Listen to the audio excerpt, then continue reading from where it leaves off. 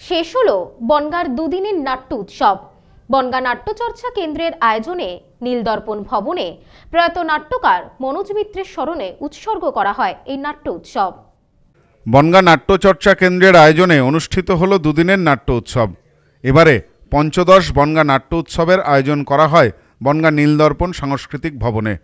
3 ও 4 জানুয়ারি পরপর দুদিন মঞ্চস্থ হয় 6টি নাটক। বনগাঁ নাট্যচর্চা কেন্দ্রের পক্ষে পরিচালক তথা নাট্যকর্মী বিভাস রায়চৌধুরী বলেন, এটা আমাদের পঞ্চদশ বর্ষ। মাঝে করোনার কারণে ছেদ পড়েছিল। আমাদের নাট্য অভিভাবক ব্রাত্য বসু উপস্থিত থাকতে পারেননি, মেসেজ পাঠিয়ে উদ্বোধন করেছেন। এছাড়াও ছিলেন বনগাঁর বিশিষ্ট ব্যক্তিবর্গ।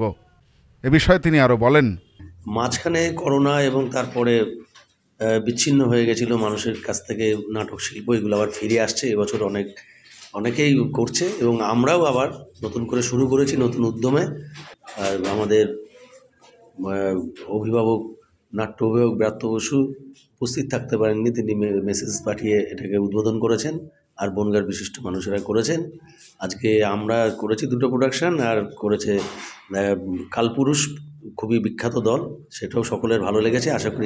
জানা গেছে আয়োজকেরা এবারে তাদের নাট্য উৎসব প্রয়াত নাট্যকার মনোজ মিত্রের স্মরণে উৎসর্গ করেছেন। দুদিনে মঞ্চস্থ হয় নাটক নৈশভোজ, কবি নবারুণ ভট্টাচার্যের কবিতা অবলম্বনে নাটক এই মৃত্যু উপত্যকা আমার দেশ না, আগরপাড়া কালপুরুষ পরিবেশন করেন ডলস হাউস। 4 তারিখ পরিবেশিত হয় পঞ্চকন্যা, জনিত্রী ও শেষ নাটক শব্দটি অভিধানে নেই। দুদিনের এই নাট্য উৎসবে নাটক দেখতে হলমুখী হয়েছিলেন বহু মানুষ। তবে আরও বেশি দর্শক আশা করেছিলেন আয়োজকেরা।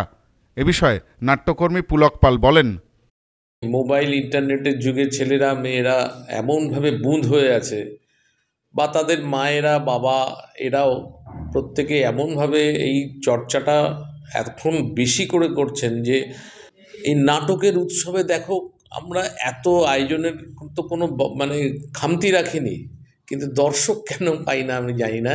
তবে আমাদের তো সীমিত সামর্থ্য দিয়ে আমরা চেষ্টা করি একটা ভালো কিছু করবার, তো আমরা সেই প্রচেষ্টা জারি রেখেছি।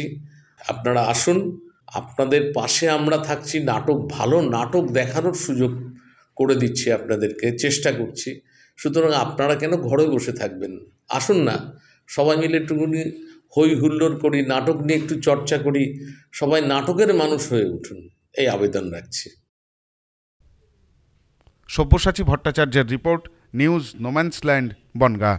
সম্প্রীতি guest house hotel and restaurant, সমস্ত আধুনিক সুবিধাযুক্ত AC double bedroom, standard double bedroom, twin bedroom, deluxe double bedroom. আমাদের হোটেলেই রয়েছে বাঙালির খাবার সহ মাল্টি কুইজিন রেস্টুরেন্ট। শহরের মধ্যে অথচ সম্পূর্ণ নিরাপদ পরিবেশে থাকা খাওয়ার একমাত্র ঠিকানা Sampriti guest house hotel and restaurant, Chakdah road, টবাজার, বনগাঁ। ফোন 03215257603।